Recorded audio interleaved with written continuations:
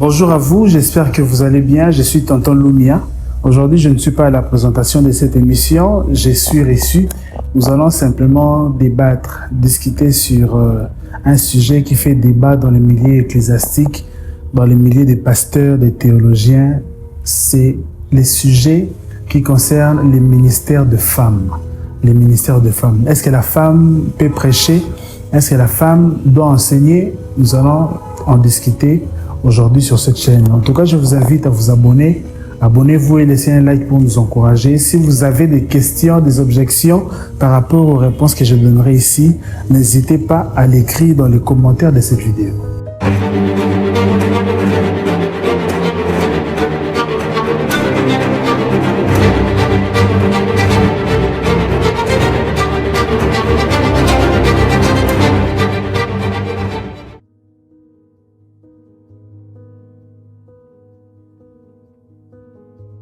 Il est vrai que la Bible a donné une place un peu plus basse à la femme. La femme, dans les temps de la Bible, elle était marginalisée. Si vous voyez le nombre de convertis que la Bible a dit, lorsque Pierre a pris la parole, la Bible a dit 3000 hommes se sont convertis, excepté les femmes et les enfants. C'est-à-dire que dans la Bible, on ne comptait pas les femmes. Les femmes n'étaient pas comptées, n'étaient pas considérées. Elles étaient derrière les hommes. On les comparait à des enfants. Donc, excepté les femmes et les enfants. C'est-à-dire que la Bible, dans ces temps-là, dans la culture de la Bible à l'époque, la femme n'avait pas de place qu'elle a aujourd'hui. Aujourd'hui, nous avons élevé la femme. Aujourd'hui, on reconnaît la place de la femme. Mais dans ces temps-là, ce n'était pas comme ça. Et les femmes qui ont contribué dans les ministères, il y en a plusieurs dans la Bible.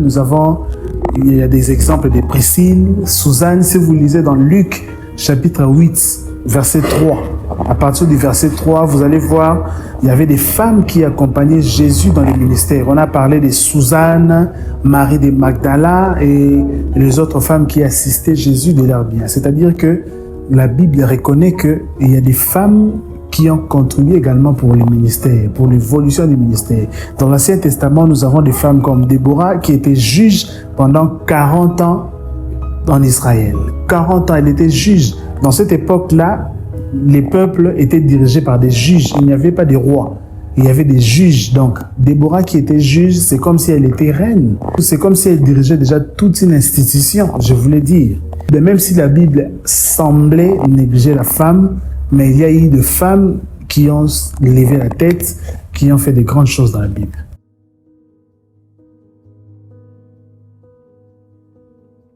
« 1 Timothée chapitre 2 verset 12 ». L'apôtre Paul dit que je ne permets pas à la femme d'enseigner, mais que la femme reste silencieuse. Ces versets semblent interdire à la femme de prendre la parole à l'église, de prêcher la parole, d'enseigner la parole de Dieu. Ça, c'est vrai. Mais est-ce que les contextes dans lesquels l'apôtre Paul avait écrit ces versets, est-ce réellement pour interdire à la femme de ne pas enseigner la parole? L'église d'Éphèse, en ces temps-là, était influencée par des dieux étrangers, par des dieux païens, si je peux le dire comme ça. Il y avait une déesse de la mythologie grecque qui s'appelait la déesse Artémise. La déesse Artémise était la déesse de la chasse et de la chasteté. C'est-à-dire que c'est elle qui accompagnait les hommes qui partaient à la chasse. Elle privilégiait aussi la chasteté, c'est-à-dire komikanga. Alors, dans ce temps-là, beaucoup de femmes en Israël étaient influencées par cette religion d'Artémise. Parce qu'il y avait un temple en Éphèse, il y avait un temple dédié à la déesse Artémise. Alors, lorsque l'apôtre Paul est venu avec la parole, l'évangile de Jésus, beaucoup de femmes se sont converties. Elles ont cru en la parole que Paul avait annoncée. Elles ont commencé alors à prier Jésus-Christ et ont abandonné Artémise. Mais qu'est-ce qui s'est passé? Puisqu'elles étaient habituées à rendre culte à Artémise, il s'est passé que lorsqu'elles ont commencé à servir dans l'église, dans la synagogue, elles ont commencé à transmettre des messages qui ne respectaient pas la doctrine chrétienne, la doctrine que l'apôtre Paul avait annoncée. La doctrine que l'apôtre Paul avait annoncé à l'église d'Éphèse, ces femmes-là commençaient à enseigner certaines choses qui étaient hors doctrinales. Donc, c'est-à-dire que elles ramenaient des hérésies, certaines choses qu'elles puisaient, qu'elles ont appris, qu'elles ont été influencées, qui s'est passé dans les cultes, dans les temples d'Artémis. Elles ont commencé à ramener ça dans l'église d'Éphèse. C'est comme ça que lorsque l'apôtre Paul apprend que les femmes qui étaient influencées par les cultes d'Artémis ont commencé à enseigner à l'église d'Éphèse et que ces enseignements étaient contre la doctrine chrétienne, c'est comme ça que l'apôtre Paul va écrire à Timothée pour lui dire « Je ne permets pas à la femme d'enseigner ». Ce n'était pas pour interdire à la femme d'enseigner la parole, mais c'était simplement pour arrêter ces erreurs doctrinales. Parce que les femmes qui prenaient la parole, qui prenaient les bâtons pour enseigner la parole en ces temps-là, étaient influencées par les cultes qui se passaient dans les temples dédiés à l'adoration à Artémis. Je ne sais pas si vous comprenez ce que je dis. L'apôtre Paul a interdit à la femme d'enseigner. C'était quelles femmes? Les femmes qui prenaient la parole en ces temps-là. Ces femmes-là étaient généralement habituées au culte dédié à Artémis. Artémis était une déesse grecque, de la mythologie grecque en ces temps-là. Donc, l'apôtre Paul n'a pas interdit à toutes les femmes du monde de ne pas enseigner la parole. Non. Vous allez remarquer dans les Écritures qu'il y a des femmes qui ont enseigné. Si vous lisez 1 Corinthiens chapitre 11, au verset 5, je vais lire ça. Mais si une femme était nue lorsqu'elle prie ou donne des messages reçus de Dieu, elle déshonore son mari. Elle est comme une femme aux cheveux tendus. Mais si une femme était nue lorsqu'elle prie ou donne des messages de la part du Seigneur. C'est-à-dire que ici, nous voyons que l'apôtre Paul parle des femmes qui donnent des messages de la part du Seigneur. C'est-à-dire qu'il y avait des femmes qui parlaient aussi de la part du Seigneur, de la part de Dieu. Et si vous dites que l'apôtre Paul a interdit formellement aux femmes de prêcher la parole, maintenant il s'agit de quelles femmes ici qui parlent de la part de Dieu? Et c'est Dieu-là, si Dieu lui-même n'était pas d'accord que la femme prêche, pourquoi Dieu transmet des messages à cette femme pour son peuple?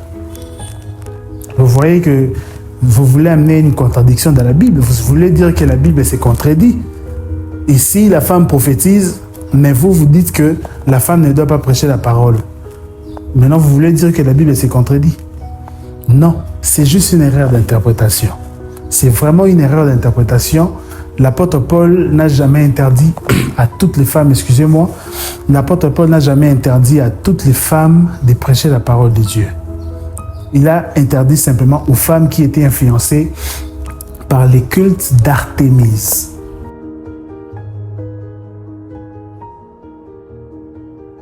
« 1 Corinthiens chapitre 14, versets 34 à 35, où la Bible dit que la femme se taise dans l'assemblée. Quand vous lisez ces paroles, c'est comme si l'apôtre Paul interdit également à la femme de parler en public. Lorsque nous sommes dans l'assemblée, c'est-à-dire dans la synagogue, dans l'église, que la femme se taise. Pourquoi? Sur le plan contexte, nous allons également étudier le plan contexte. Qu'est-ce que l'apôtre Paul voulait réellement dire?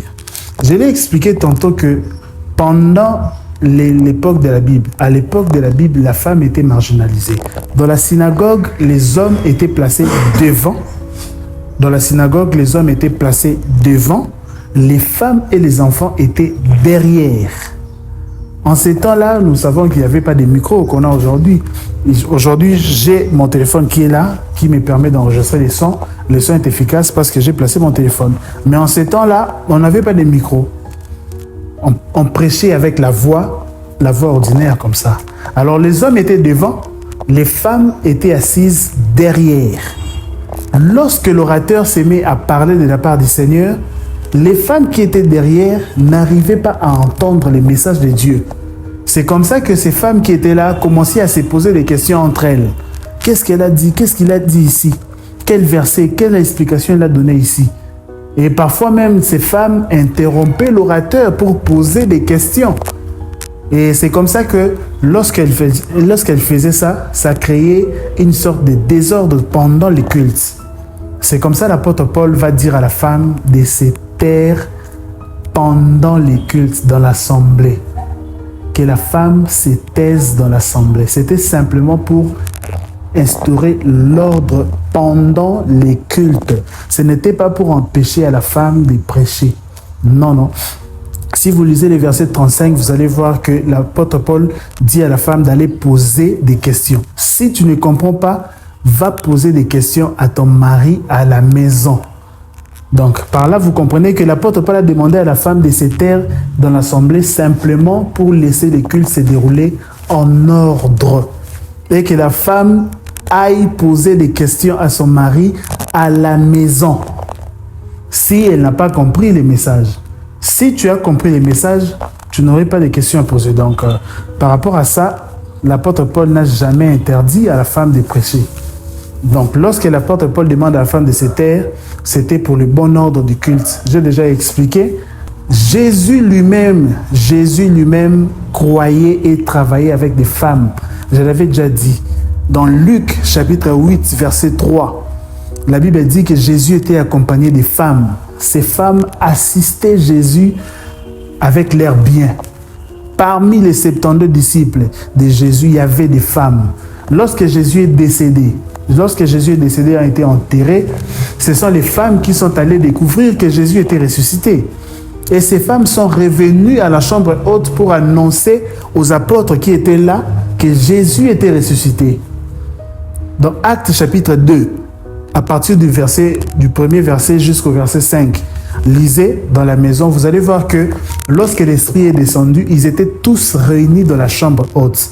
Tous. C'est-à-dire qu'il y avait des femmes parmi ces apôtres-là. Il n'y avait pas que 11 disciples de Jésus qui étaient réunis. Il y avait 120 personnes qui étaient à la chambre haute, qui étaient réunies à la chambre haute. Il y avait également des femmes qui étaient réunies à la chambre haute. Et lorsque l'Esprit est descendu, cet Esprit est descendu sur les hommes, également sur les femmes. Ils ont commencé à parler des langues nouvelles. Les hommes ont commencé à parler en langue. Les femmes également qui étaient là ont commencé à parler en langue. C'est pour dire que même Dieu reconnaît la place de la femme.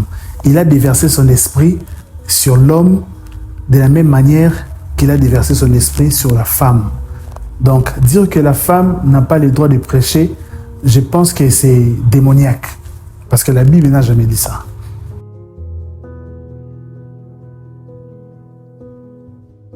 Si vous lisez dans Jean chapitre 4, à partir du premier verset jusqu'au verset 42, Jean chapitre 4, à partir du premier verset jusqu'au verset 42, vous allez voir, il s'agit de l'histoire de la femme samaritaine.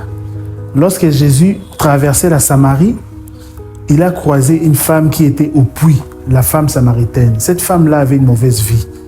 Cette femme menait une mauvaise vie, elle sortait avec les hommes d'autrui. Jésus lui a donné des prophéties lui disant que tu mènes une mauvaise vie. Même les maris que tu as laissés chez toi, ce n'est pas ton mari. Jésus a commencé à étaler la vie de cette femme et Jésus a commencé à lui parler de sa propre vie.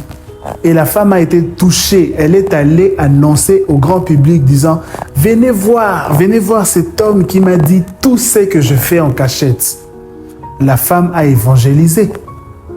La femme a évangélisé. Les gens sont venus tout autour du puits où était Jésus et Jésus a commencé à prêcher ces gens-là. La Samarie était considérée comme une ville pécheresse en ces temps-là parce que les apôtres ne voulaient même pas traverser par la Samarie.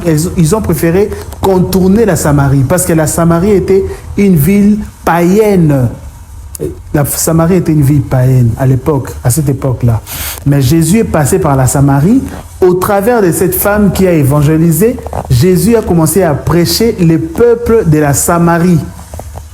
Et vous qui dites que la femme ne peut pas évangéliser, Comment expliquez-vous que cette femme-là a pu ramener beaucoup de gens auprès de Jésus et Jésus a profité de cette occasion pour prêcher la parole?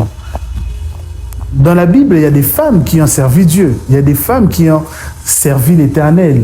Je vous ai déjà donné les versets dans Luc, chapitre 8, verset 3. Les femmes qui accompagnaient Jésus de l'air bien. Il y avait aussi des femmes comme Priscille, la femme d'Aquilas. Il y avait des femmes dans la Bible, dans le Nouveau Testament, qui ont contribué, qui ont exercé des grands rôles dans la Bible.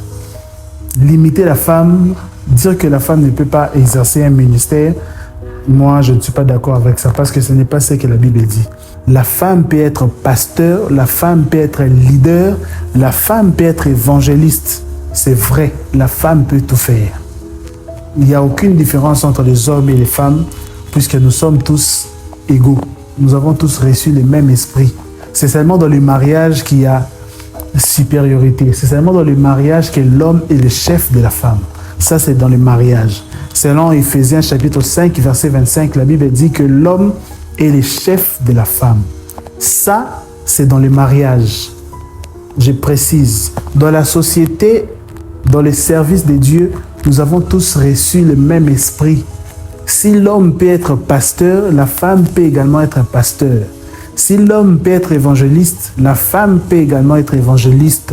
Si l'homme peut être prophète, la femme peut également être prophétesse. C'est la parole de Dieu.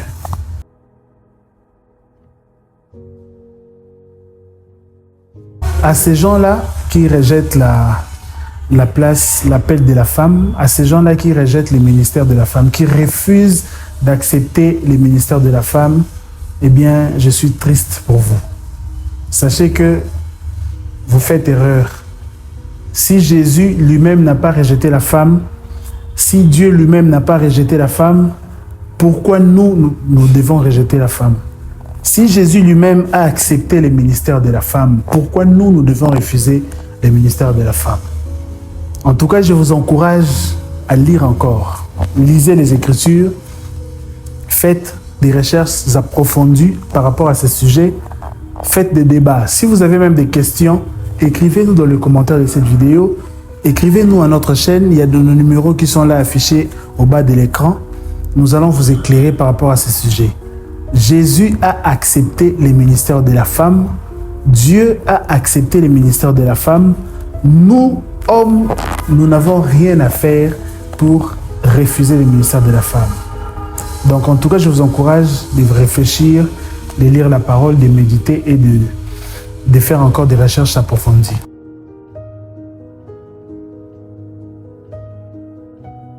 Et à ces femmes-là qui ressentent l'appel, en tout cas, je vous encourage, vous qui me regardez, sachez que Dieu est avec vous. Si vous ressentez l'appel de Dieu, entrez dans les ministères. Exercez les ministères pour lesquels Dieu vous appelle. Ne vous limitez pas.